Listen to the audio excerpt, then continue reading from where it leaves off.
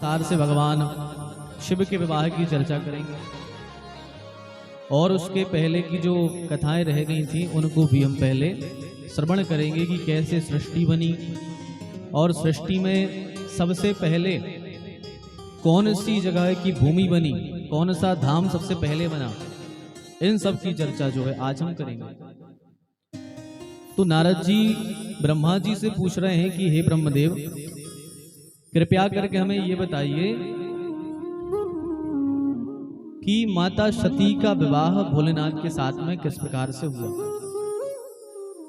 क्या कारण बना कि दक्ष के यहां जगतजननी मां परांबा ने अवतार लिया और उनका विवाह भगवान शिव जी से हुआ, और किस कारण से दक्ष ने भगवान भोलेनाथ का अपमान किया और माता सती ने अपना देह त्याग क्यों किया, क्या कारण बना।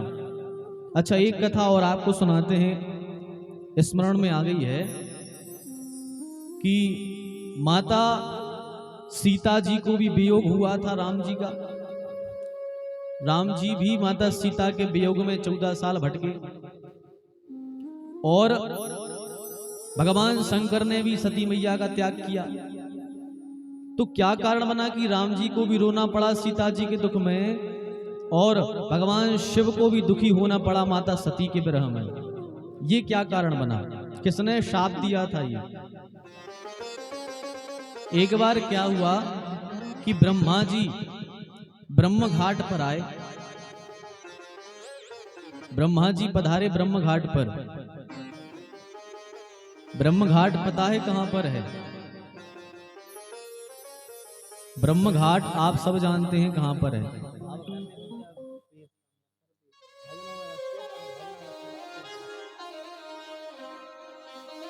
ब्रह्म घाट कहते हैं बरमान को। पहले इसका नाम ब्रह्म घाट था, बरमान तो फिर बाद में उसका ब्रह्म घाट का ही अपभ्रंश बरमान है। पहले उसका नाम था ब्रह्म घाट।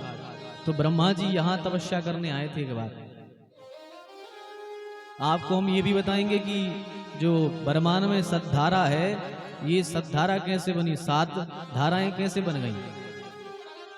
नर्मदा जी की तो एक धारा थी, 7 कैसे हो गई, यह भी आप श्रवण करेंगे। और कल हम बता रहे थे, लेकिन बात ही बात में कथाएं ऐसे आगे बढ़ी बढ़ी कि वो बात रह गई कि भगवान शिव के गले में सांप कहां से आया। भगवान शिव के गले में जो सांप है वह कौन है, कैसे भगवान शिव के गले में आ गया और भगवान शिव से नित्य धारण किए रहते हैं, यह भी कथा आज सुनेंगे आप। और यह भी कथा आप आज सुन लेंगे कि भगवान शिव का तीसरा नेत्र कैसे प्रकट हुआ, भगवान का तीसरा नेत्र कैसे आया, यह भी कथा आज श्रवण करेंगे आप। तो एक बार क्या हुआ कि ब्रह्मा जी ब्रह्म घाट पर तपस्या करने के लिए आए बरमान। तो यहां सप्तऋषि बैठ करके नर्मदा जी में तपस्या कर रहे थे। सप्तऋषि तपस्या कर रहे, ब्रह्मा जी आए। ब्रह्मा जी ने देखा कि वाह, सप्तऋषि बैठ करके तपस्या कर रहे हैं। ब्रह्मा जी ने कहा, अरे महर्षियों, ये क्या चल रहा है, क्या कर रहे हो। बोले, अभी बहुत प्यारा मुहूर्त चल रहा है और इस मुहूर्त में यदि कोई भी साधन किया जावे तो व्यक्ति को जो है परम गति की प्राप्ति होती है। इस समय का काल बहुत अच्छा चल रहा है। बोले, अच्छा। तो ब्रह्मा जी ने कहा, एक काम करो, हमारा एक यज्ञ करा दो। आप इकट्ठे मिल ही गए हो सप्तऋषि, तो अब एक और काम कर दो, हमारा यज्ञ करा दो। सप्तऋषि ने कहा, ठीक है, करा देते हैं। बोले, कितना समय है। बोले, केवल आधी घड़ी बची है शुभ मुहूर्त निकलने में, केवल आधी घड़ी बची है। जल्दी से जाओ, अपनी धर्म पत्नी को लेकर के आओ और यज्ञ में बैठ जाओ। वहां भगवान शिव प्रकट हो गए, भगवान नारायण प्रकट हो गए। तो ब्रह्मा जी ने भगवान नारायण से कहा कि जाओ और सरस्वती को लेकर के आओ। भगवान नारायण को आज्ञा दी कि जाओ सरस्वती जी को लेके आओ, यज्ञ में बैठना है। तो भगवान नारायण गए और सरस्वती जी से कहा, माँ चलिए बाबा ने बुलाया है आपको, यज्ञ करना है। और ऐसा कहकर के भगवान नारायण आ गए। अब सावित्री जो थी वे तैयार होने लगी। भाई माताओं का श्रृंगार श्रृंगार ही है, आधे घंटा में तो उनको श्रृंगार ही हो पाता है माताओं। अब यहां ब्रह्मा जी कह रहे, क्यों नारायण सावित्री को लेकर के नहीं आए? बोले नहीं, हम तो कह के आ गए। बोले तुमसे कहा था लेकर आना, जाओ जल्दी जाओ, समय कम बचा है, फिर से जाओ लेकर के आओ।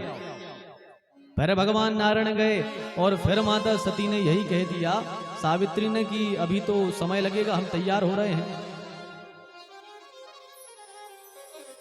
अच्छा, एक कहावत है कि जितना समय एक ब्राह्मण को भोजन करने में लगता है उतना समय माताओं को तैयार होने में लगता है।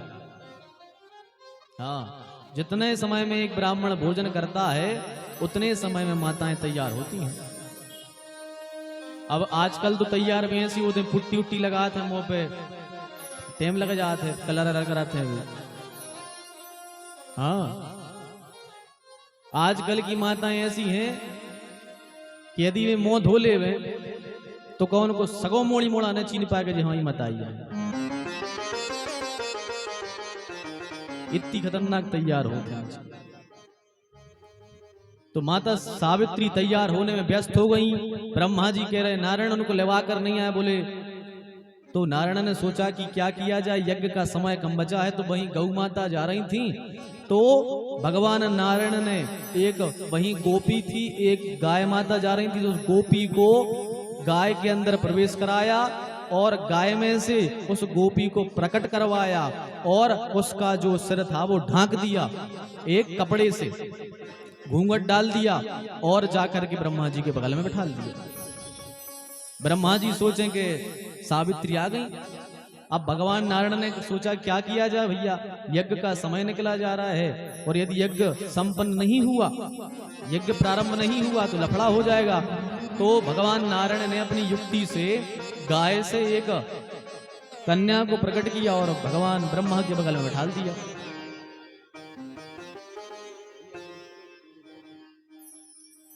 तो ब्रह्मा जी के बगल में बैठा दिया, यज्ञ प्रारंभ हो गया। अब जैसे यज्ञ प्रारंभ हुआ, यज्ञ जब आधा सा हो गया तो माता सावित्री भी प्रकट हो गई। माता सावित्री तैयार होकर आ गई और जैसे ही माता सावित्री ने आकर देखा कि ब्रह्मा के बगल में कोई और स्त्री बैठी है, आग बबूला हो गई। भैया आंखें चढ़ गईं, लाल आंखें हो गईं, बहुत क्रोध आया माता सावित्री को। भाई क्रोध भी जाहिर है। अब जैसे आप माताएं हो, 7 यजमान हैं हमारे, आरती को कथा प्रारंभ होने वाली हो, आरती होने वाली हो, देवी नहीं आई हो, जे दूसरी को बैठा के आरती करने लगे, इतने में बे आ जाए। अब पहले की तो श्राप दो तो अबे की तवा उठा के देती, और का पहले की ने तो श्राप ही दो तो अबे की होती तो तबाही ले आती सीधे। माता सावित्री को क्रोध आ गया और जैसे ही क्रोध आ गया लाल आंखें हो गईं, तिलमिला उठी और कहा ब्रह्मदेव थोड़ा सा सब्र ना कर सके, मैं आने ही वाली थी, तुमने एक पर स्त्री को अपने बगल में बिठा लिया, तुमने हमारा आने का इंतजार नहीं किया। जाओ हम तुम्हें शाप देते हैं कि आज से संसार में कहीं पर भी तुम्हारी पूजन नहीं होगी। माता सावित्री ने ब्रह्मदेव को श्राप दे दिया और भगवान शंकर को शाप दिया कि शंकर तुम्हें तो ये अमर्यादित कार्य होते हुए रोकना था। भाई मैं आ ही तो रही थी, तुम्हारे सामने कोई दूसरी स्त्री बिठा दी गई, तुम देखते रहे हो, तो जाओ हम तुम्हें भी शाप देते हैं। जैसे आज विरह की अग्नि में हम जल रहे हैं, ऐसे ही आगे चलकर तुम्हारी पत्नी आग में जलेगी। जाओ तुम्हें हम ये शाप देते हैं। तो सावित्री के शाप से माता सती को अग्नि में जलना पड़ा। वहां भगवान नारायण थे।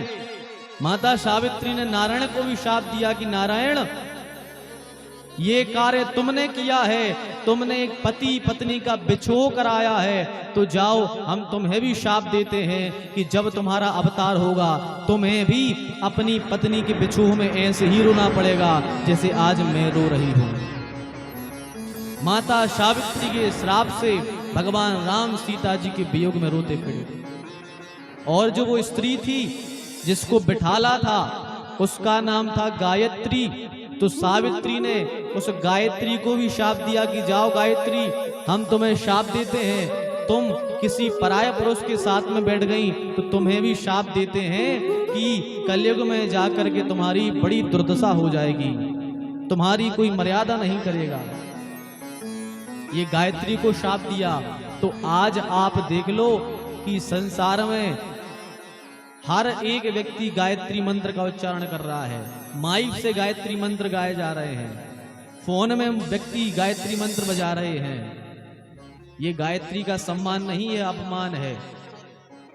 गायत्री इतनी बड़ी मर्यादित मंत्र है गायत्री का कि कभी मुख से उच्चारण नहीं करना चाहिए, बोलना नहीं चाहिए गायत्री मंत्र।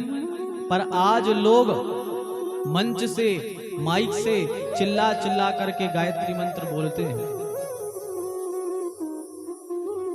तो ये शाप दिया था माता सावित्री ने गायत्री को कि तुम्हारी दुर्दशा कलयुग में बहुत खराब हो जाएगी, तुम्हारी कोई मर्यादा नहीं करेगा। ये गायत्री को शाप दिया है सावित्री ने। और माता सावित्री ने ब्रह्मा जी से कहा कि आपको भी हम एक और श्राप देते हैं कि आज के बाद जो पुरुष अकेले यदि कोई भी पूजन पाठ या तीर्थ यात्रा करने जाएगा उसे उस तीर्थ यात्रा का कोई फल नहीं मिलेगा।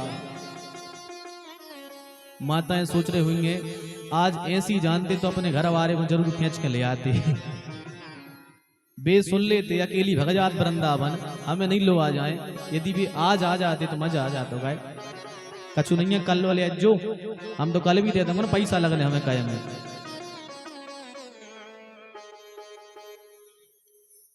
कल वाले जो हम कल कह दें।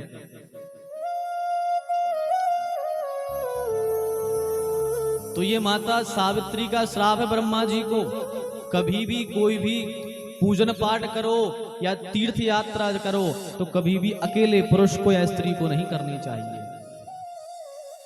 यदि पुरुष अकेले तीर्थ यात्रा पे जाते हैं, पत्नी को नहीं ले जाते हैं, तो उन्हें तीर्थ यात्रा का या कोई भी यज्ञ अनुष्ठान करने का फल प्राप्त नहीं होता है। इसलिए कहा जाता है कि हमेशा पत्नी को साथ में रखो, क्योंकि ये आपकी धर्म पत्नी है। एक बात और पता है, ये धर्म पत्नी नाम पत्नी के साथ में कब से जुड़ा, कब से ये पत्नी से धर्म पत्नी हो गई, कब से लोग इनको धर्म पत्नी कहने लगे। यह कथा भी आप भगवान शिव के विवाह में सुनोगे, कब से धर्म पत्नियां हो गई।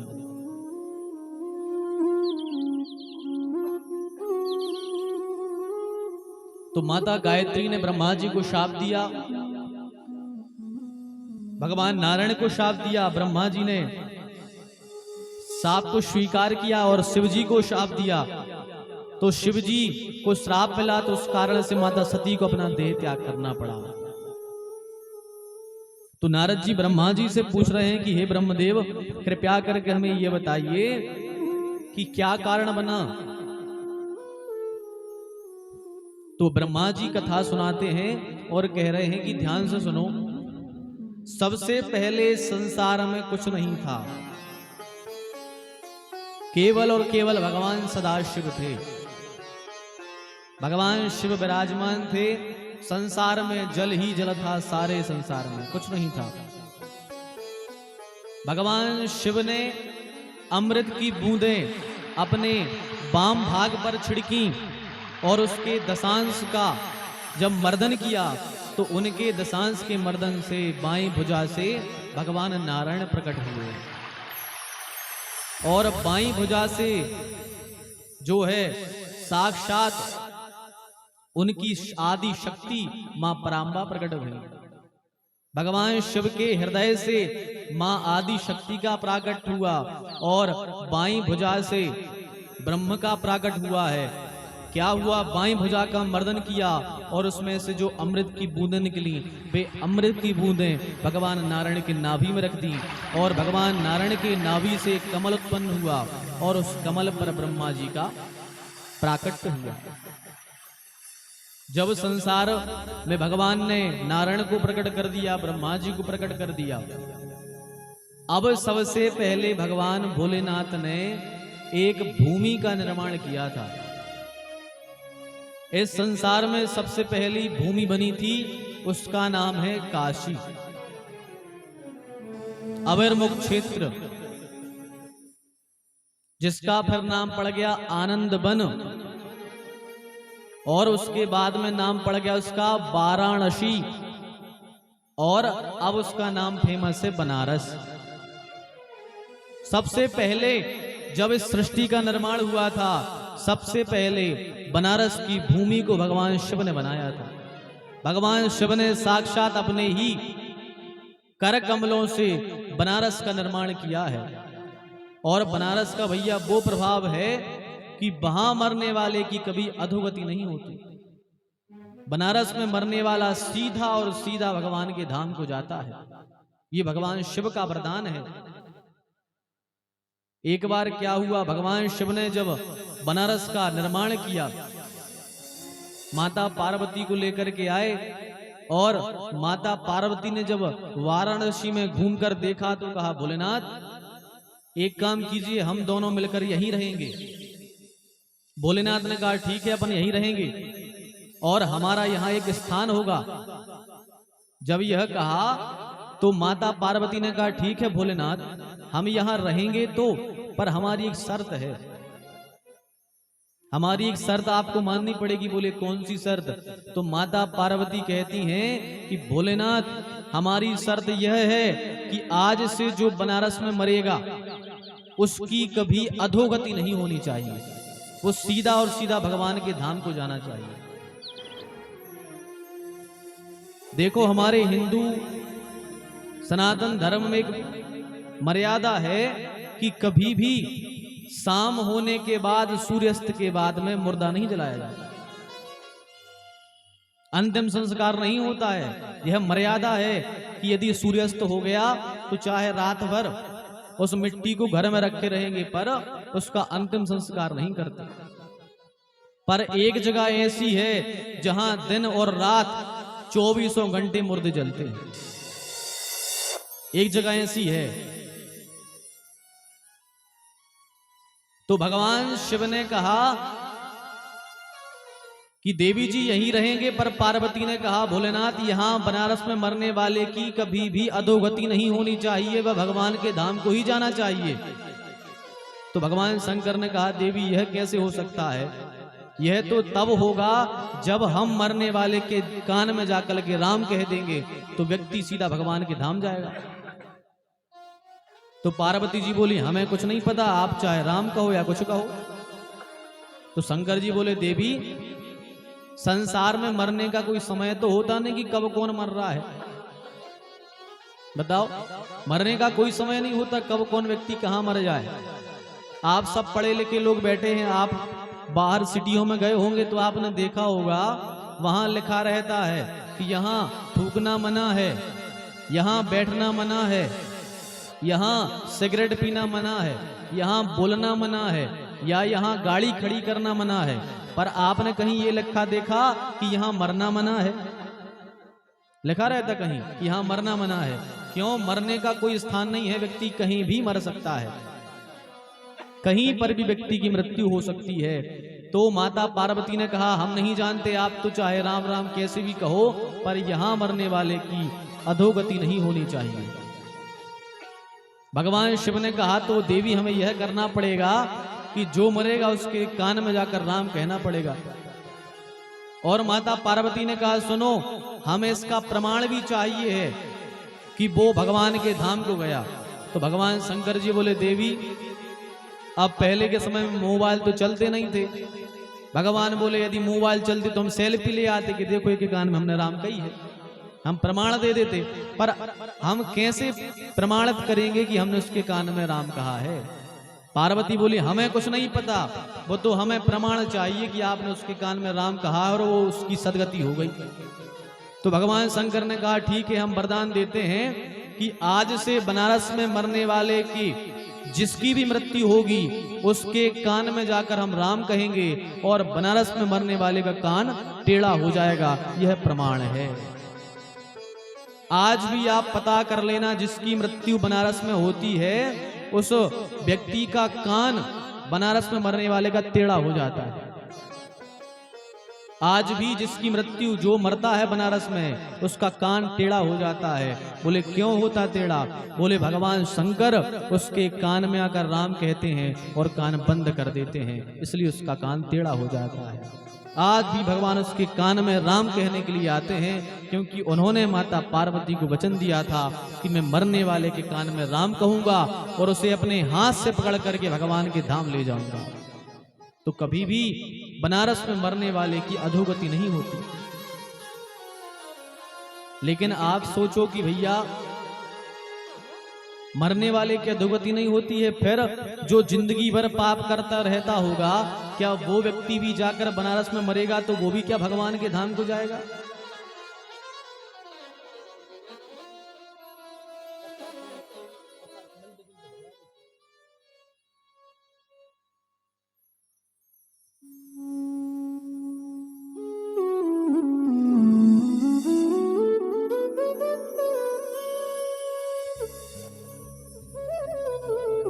तो जैसे संसार में तो लोग कितने पाप करते हैं, वे क्या पाप करते करते यदि बनारस में जाके मरेंगे तो क्या वो भी सीधे भगवान को धाम जाएंगे? फिर यह प्रश्न खड़ा होगा, क्या पाप करने वाला भी बनारस में मरेगा तो भगवान के धाम जाएगा? और जब भगवान शंकर ने माता पार्वती को वरदान दिया कि हे प्रभु,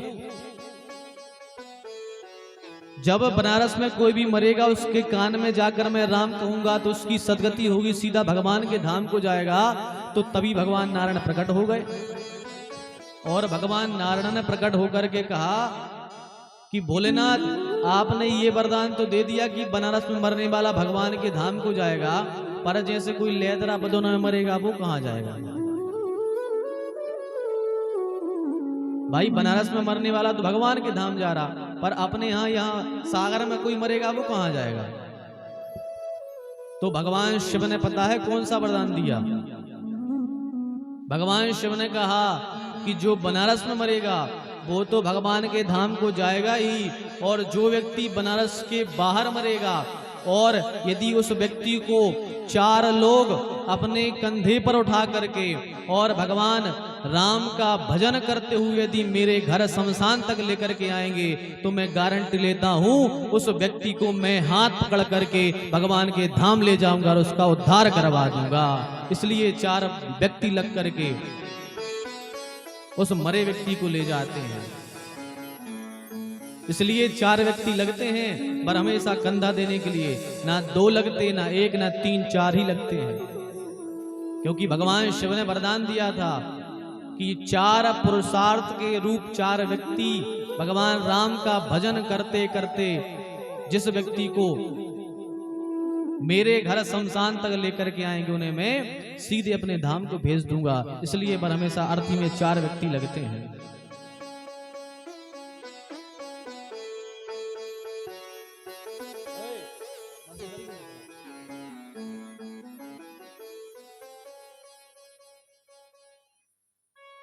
तो अब बात चल रही थी कि जो बनारस के बाहर मरेगा वह कहां जाएगा, और जिसने पाप किए हो, यदि पाप करता करता व्यक्ति बनारस पहुंच जाए और वो मर जाए तो क्या उसकी भी सदगति हो जाएगी? तो इस बात को समझने के लिए ध्यान से सुनना। एक बार मार्कंडेय महात्मा गंगा जी में स्नान कर रहे थे, वहीं बनारस में स्नान कर रहे थे। अब जहां वे मार्कंडेय महात्मा स्नान कर रहे थे उनके ही बगल में पिंगला नाम की वेश्या स्नान कर रही थी।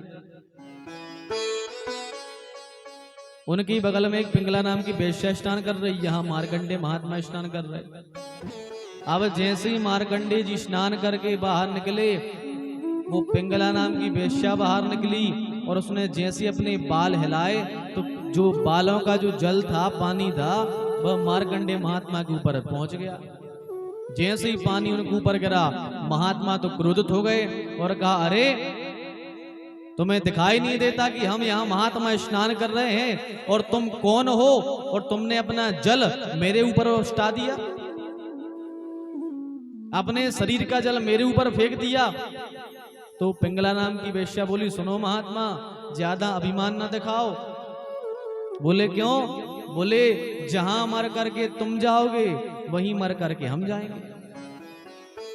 मार्कंडेय जी बोले मतलब? बोले बनारस में जो भी मरेगा वो भगवान के धाम को ही जाएगा। अब चाहे तुम मर के जाओ और हम यहाँ मरे तो हम भी धाम जाएंगे, तुम मरो तुम भी धाम जाओगे। मार्कंडेय जी ने सोचा, अच्छा मतलब हमारी जिंदगी भर की तपस्या कोई मतलब की नहीं, बनारस में मरने वाला हर आदमी भगवान के धाम को जाएगा, तो हम फिर तपस्या क्यों करें? बताओ, हम इतने बरसों से तपस्या करते आ रहे हैं भगवान के धाम की प्राप्ति के लिए, और ये कह रही है कि यहाँ मरने वाला भगवान के धाम को जाता, मतलब वेश्या मरो हम महात्मा में कोई अंतर नहीं। महात्मा ने सोचा यहाँ का राजा ठीक नहीं है, यहाँ के राजा का नियम ठीक नहीं है, इसलिए अब हमें बनारस को छोड़कर जाना ही पड़ेगा। यहाँ के राजा का नीति ठीक नहीं है, राजा ठीक नहीं है। यहाँ का राजा तो वैसा ही है, वो अपने भी कहानी थी कि अपने भी बच्चों की पहले 3-4 क्लास में चलता था, वो टके सिर भाजी टके सिर खाजा, ऐसी कहानी थी। अंधेर नगरी चौपट राजा, टके सिर भाजी टके सिर खाजा। उसमें जैसा राजा रहता है तो मार्कंडेय जी कह रहे हैं वैसे ही राजा यहाँ का है, राजा यहाँ का ठीक नहीं है। वो राजा ऐसा रहता है, एक गांव में एक व्यक्ति की भैंस मर गई दीवाल गिरने से, दीवाल गिरी भैंस मर गई। अब जिसकी भैंस मरी वो राजा के पास पहुंचा, बोले राजा साहब इनकी दीवाल गिरी, हमारी भैंस मर गई। तो राजा बोले एक काम करो, दीवाल को फांसी पे चढ़ा दो।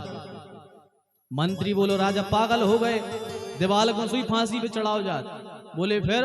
बोले दीवाल कौन किया है? बोले जोन की दीवाल हो वो फांसी पे चढ़ा दे। अब बेचारा वो मालिक राजा के पहुंचे, बोले राजा साहब हमारी गलती क्या है, मिस्त्री ने अच्छे से दीवाल नहीं बनाई, हम क्या करें? तो राजा बोले एक काम करो, मिस्त्री को फांसी पे चढ़ा दो। मिस्त्री राजा के पास पहुंचे, बोले राजा साहब हमारी क्या गलती है, सीमेंट खराब हती, सीमेंट की बोरी अच्छी नहीं आती। राजा बोले एक काम करो, सीमेंट की बोरी को फांसी पे चढ़ा दे। मंत्री बोलो यार तुम पागल हो गए, बोरी सुई फांसी पे चढ़ा करो।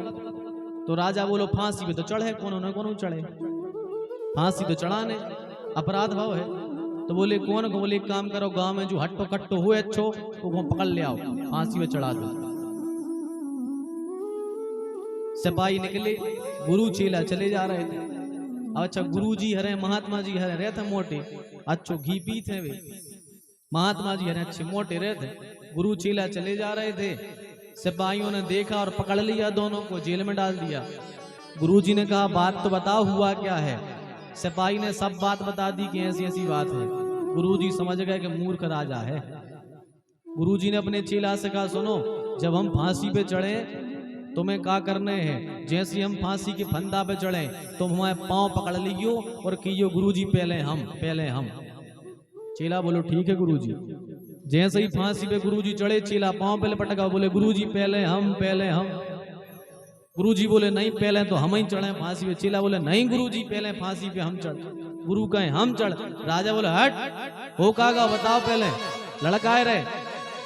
गुरुजी बोले तुम बीच में नहीं पड़ो। बोले काहे?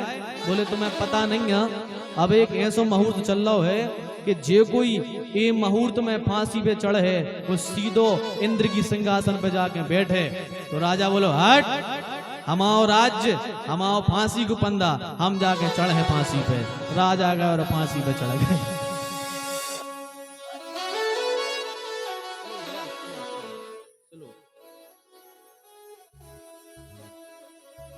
तो मार्कंडेय जी बोले यहाँ के राजा का नियम ठीक नहीं है, हमें नहीं रहना ऐसे राजा के राज्य में।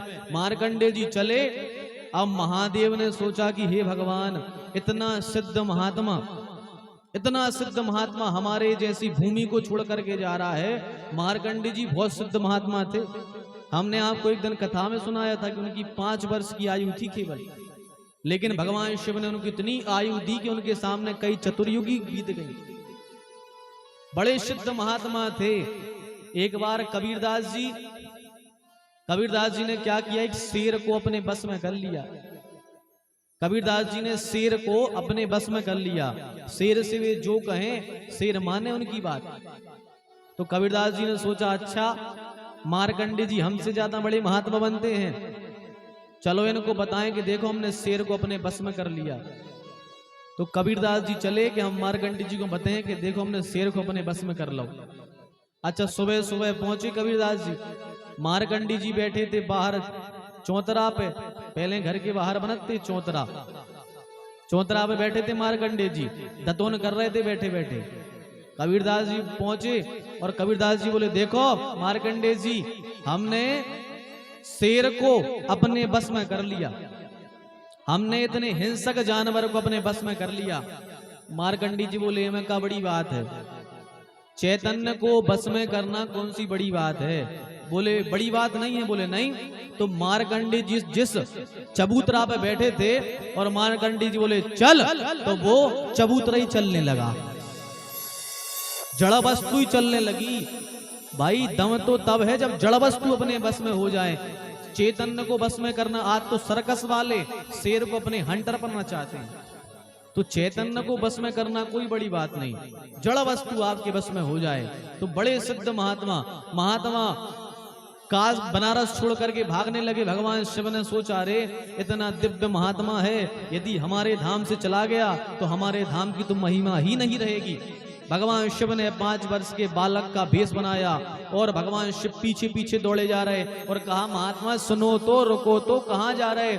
मार्कंडे जी बोले, हम सांस भी तब लेंगे जब हम बनारस की सीमा से बाहर निकल जाएंगे। भगवान शिव पीछे पीछे दौड़ रहे हैं और जैसे ही बनारस की सीमा पर भगवान पहुंचे, मार्कंडे जी को रोका। बोले रुको, आखिर बात क्या है, हमें बात बताओ। मार्कंडे जी बोले, अरे यहाँ के राजा का नियम ठीक नहीं है, नीति ठीक नहीं है। बोले हुआ क्या है। बोले यहाँ के राजा बताओ, वो वैश्या हमसे कह रही थी कि महात्मा जहां मर के तुम जाओगे वहीं हम जाएंगे, ऐसे कि राज्य में हमें रहना ही नहीं है। भगवान शंकर ने कहा, सुनो रुक जाओ, हम बताते हैं तुम्हें। तभी वहां से एक ग्वालन चली जा रही थी, 2 चारे के पूरा लिए थी, एक सूखे का एक गीले का। भगवान शिव ने कहा, यहीं रख दो। दोनों सामने रखवा लिए और भगवान शिव ने दोनों में आग लगाई। तो जो सूखा चारे का गट्ठा था वो भर्र से भर गया और जो गीला था वो आराम से धधक धधक के सूख के चारे का गट्ठा जला। भगवान शंकर ने कहा, महात्मा समझ गए। बोले नहीं समझे, समझाओ। तो भगवान शंकर बोले, सुनो, जो सूखा चारे का गट्ठा था ये हो तुम, कि जैसे ही मरोगे और सीधे भगवान के धाम चले जाओगे, और ये जो गीला चारे का गट्ठा है ये वो पिंगला नाम की वैश्या है कि वो जाएगी तो भगवान के धाम को, लेकिन पहले अपने पापों को नरक में जाकर के धोएगी और जब उसके पूरे पाप धुल जाएंगे तब जाकर के उसकी गति होगी और भगवान के धाम में उसको स्थान मिलेगा। जब यह बात भगवान शंकर ने समझाई, मार्कंडे जी चरण में गिर पड़े और बोले, बताओ तुम हो कौन, कोई तुम साधारण नहीं हो सकते हो, बताओ कौन हो। तो उस 5 वर्ष के बालक में से भगवान शंकर प्रकट हो गए। भगवान शंकर जैसे प्रकट हुए और मार्कंडे जी ने कहा, हे भगवान, अब हमारी इच्छा है कि आप अब इस स्थान को छोड़ करके अब कभी मत जाइएगा।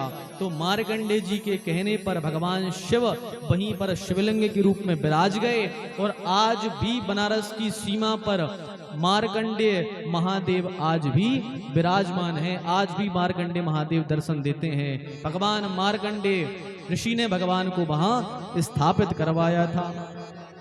बोलिए शंकर भगवान की जय हो। तो वहां मार्कंडे जी के कहने पर भगवान शिव का प्राकट्य हुआ था।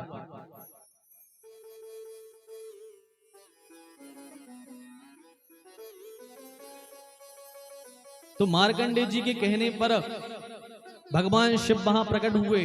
भगवान शिव ने सबसे पहले बनारस की भूमि को प्रकट किया, उसके बाद सारे संसार का प्राकट्य हुआ।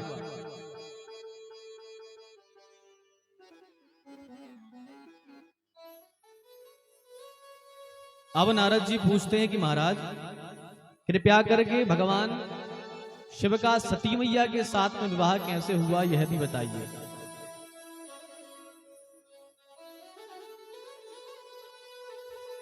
तो ब्रह्मा जी कहते हैं, ध्यान से सुनो नारद।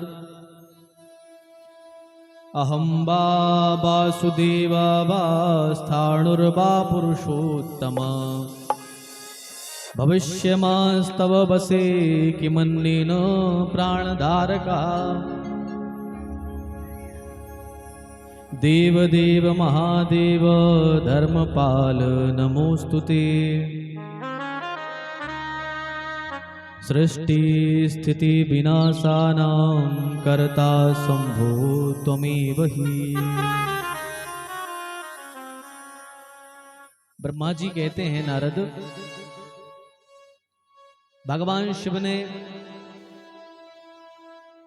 नारायण को प्रकट किया, ब्रह्मा को प्रकट किया और आदि शक्ति को प्रकट किया। इसके बाद में ब्रह्मा जी से कहा कि ब्रह्मदेव अब आप जो है सृष्टि का निर्माण कीजिए। तो ब्रह्मा जी के द्वारा 10 ऋषि प्रकट हुए। सबसे पहले 4 सनक सनंदन सनातन सनत कुमार प्रकट भये, फिर 10 ऋषि प्रकट भये और ब्रह्मा जी के बाएं हाथ से महाराज मनु और दाएं तरफ से शत्रुपा जी का प्रकट हुआ और उनसे 5 संतानें भई, आकुति, देवहूति, प्रसूति, उत्तानपाद और प्रियव्रत। फिर शाम के समय ब्रह्मा जी ने एक स्त्री को प्रकट किया जिसका नाम था संध्या। शाम के समय एक स्त्री को प्रकट किया जिसका नाम पड़ा संध्या। अच्छा, उसी समय ब्रह्मा जी ने कामदेव को प्रकट किया था और कामदेव को 5 बाण दिए थे ब्रह्मा जी ने। कामदेव को प्रकट करने के बाद में ब्रह्मा जी ने संध्या नाम की कन्या को उत्पन्न किया और वह इतनी सुंदर थी, संध्या नाम की कन्या इतनी सुंदर थी कि ब्रह्मा जी अपनी ही बेटी को देख करके मोहित हो गए। संध्या को देख करके मोहित हो गए ब्रह्मा जी। जब यह बात संध्या को पता लगी, संध्या को बड़ी गिलानी भई, बड़ी गिलानी भई कि बताओ पिता हम पर मोहित हो गए और बेटी के लिए यह कितनी बड़ी बात है कि उसका पिता अपनी ही बेटी पर मोहित हो गया। यह जब शंकर भगवान को पता लगा तो शंकर भगवान ने बहुत डांटा ब्रह्मा को, बहुत फटकार लगाई, अरे ब्रह्मा तुझे शर्म ना आई, तो अपनी बेटी पर मोहित हो गया। अरे तुझे लाज रखनी थी, तू सृष्टि करता है, यदि तू ही यह करेगा तो संसार के लोग क्या करेंगे। तो ब्रह्मा जी अपनी बेटी पर मोहित हो गए और यह बात जब संध्या को पता लगी तो संध्या ने तत्काल वहां से अपना ग्रह त्यागा और सीधा जंगल में आकर भगवान का भजन करने लगी कि हम अपना शरीर त्याग देंगे, नष्ट कर देंगे।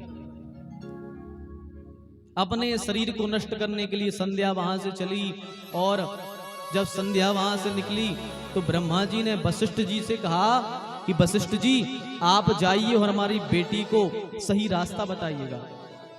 वशिष्ठ जी गए और वशिष्ठ जी ने संध्या से कहा कि सुनो, तुम भगवान शंकर की आराधना करो,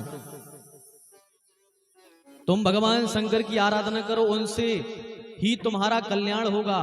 तो भगवान शंकर का मंत्र वशिष्ठ जी ने संध्या को दे दिया और कहा जाओ तुम यह मंत्र का जप करना, ओम नमः शंकराय ओम। यह मंत्र संध्या को बता दिया और कहा कि इस मंत्र का जप करोगी तो महादेव तुमसे प्रसन्न हो जाएंगे और जब प्रसन्न महादेव हो जाएंगे तो तुम्हारा निश्चित ही कल्याण हो जाएगा।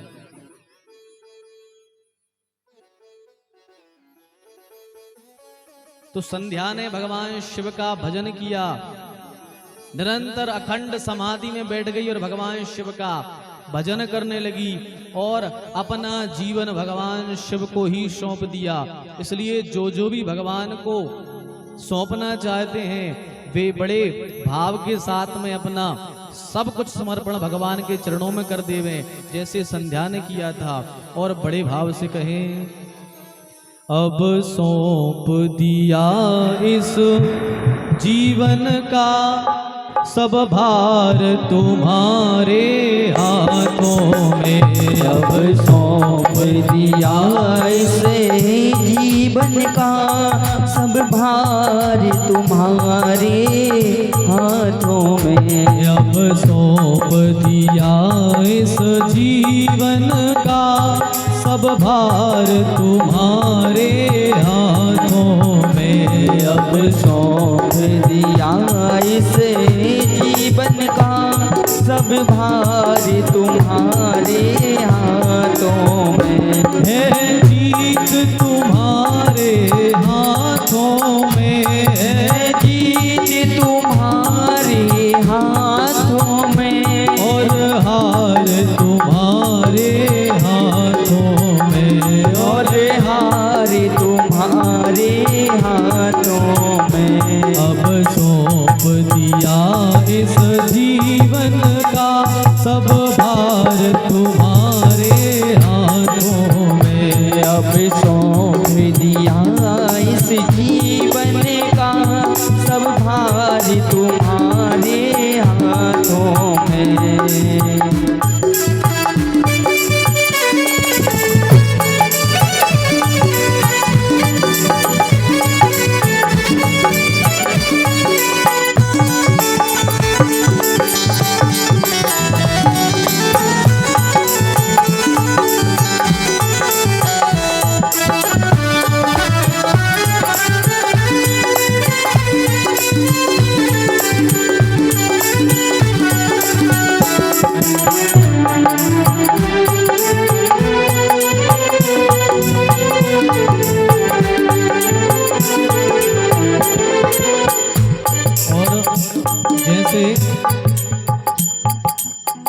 संध्या ने अपना सब कुछ अर्पण भगवान भोलेनाथ को किया,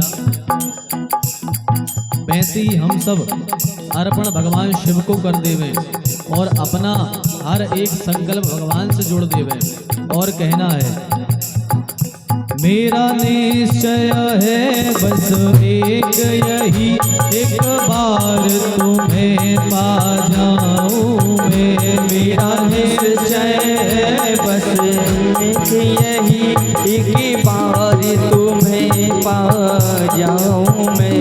मेरा निश्चय है बस एक यही, एक बार तुम्हें पा जाऊं मैं। मेरा निश्चय है बस एक यही, एक बार तुम्हें पा जाऊं मैं। अर्पण कर दूं दुनिया भर का सब प्यार तुम्हारे हाथों में। अर्पण कर दूं दुनिया भर का सब प्यार तुम्हारे हाथों में। अर्पण कर दूं दुनिया भर का सब प्यार तुम्हारे हाथों में।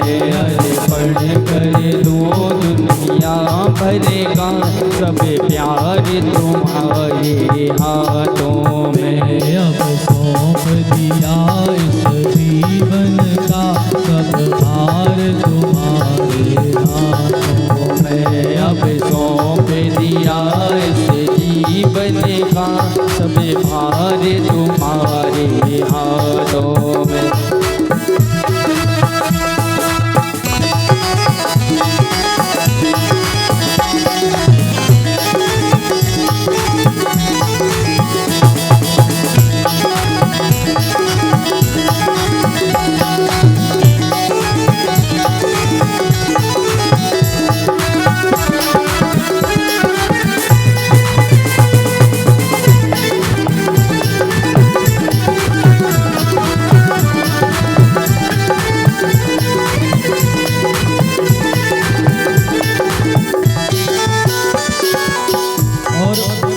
हम में और भगवान में अंतर कितना है?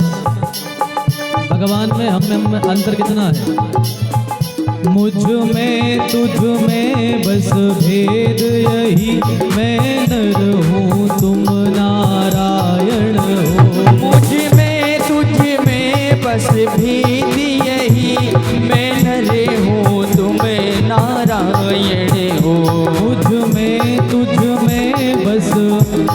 यही मैं नर हूँ तुम नारायण हो। मुझ में तुझ में बस भेद यही मैं नर हूँ तुम नारायण हो।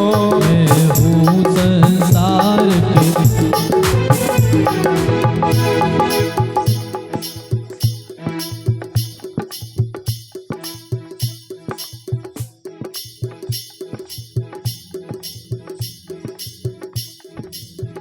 मुझ में तुझ में बस भेद यही मैं नर हूँ तुम नारायण हो। मुझ में तुझ में बस भेद यही मैं नर हूँ तुम नारायण हो। मैं हूँ संसार के हाथों में संसार तुम्हारे हाथों में। मैं हूँ संसार के हाथों में संसार तुम्हारे हाथों में। मैं अब सौंप दिया इस जीवन का सब भार तुम्हारे हाथों में। अब सौंप दिया इस जीवन का सब भार तुम्हारे हाथों में।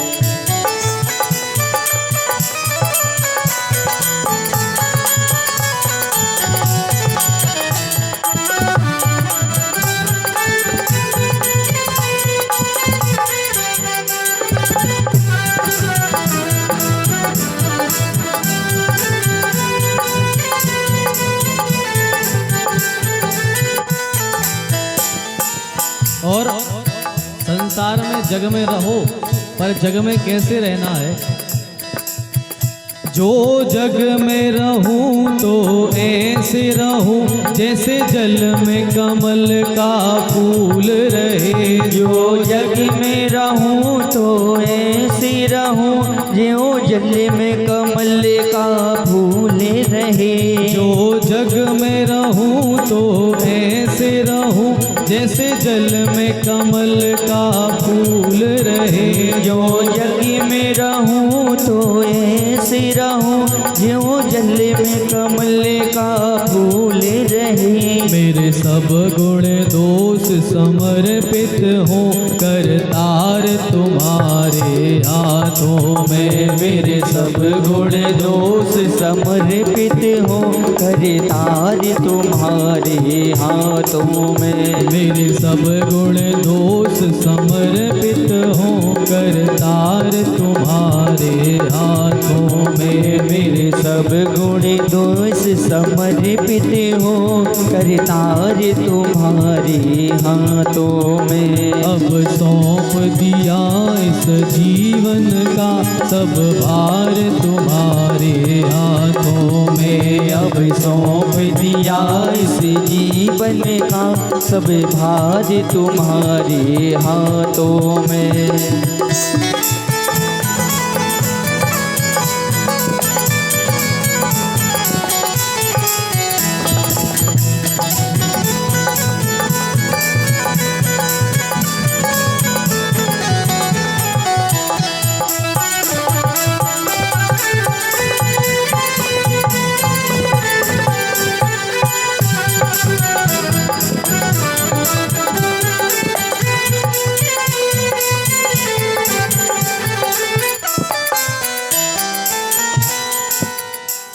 बोलिए शंकर भगवान की जय हो। जब संध्या ने अपना सब कुछ भगवान शंकर को अर्पण कर दिया और वशिष्ठ जी के बताए हुए अनुसार ओम नमः शंकराय ओम का जप करने लगी, तो भगवान शंकर प्रकट हो गए। भगवान शिव जी जब प्रकट भये तो भगवान शंकर ने कहा, संध्या वरदान मांगो, क्या चाहते हैं वरदान मांगो। तो संध्या ने भगवान शंकर जी से 3 वरदान मांगे। कौन कौन से? सबसे पहले संध्या कहती है, भोलेनाथ मुझे आपसे कहने में संकोच हो रहा है, पर प्रभु मैं आपसे पहला वरदान ये चाहती हूं कि कभी भी बचपन में बच्चों को यह जानकारी नहीं होनी चाहिए कि स्त्री क्या होती है और पुरुष क्या होता है। भगवान मैं बच्ची थी, मैं पुत्री थी ब्रह्मा की,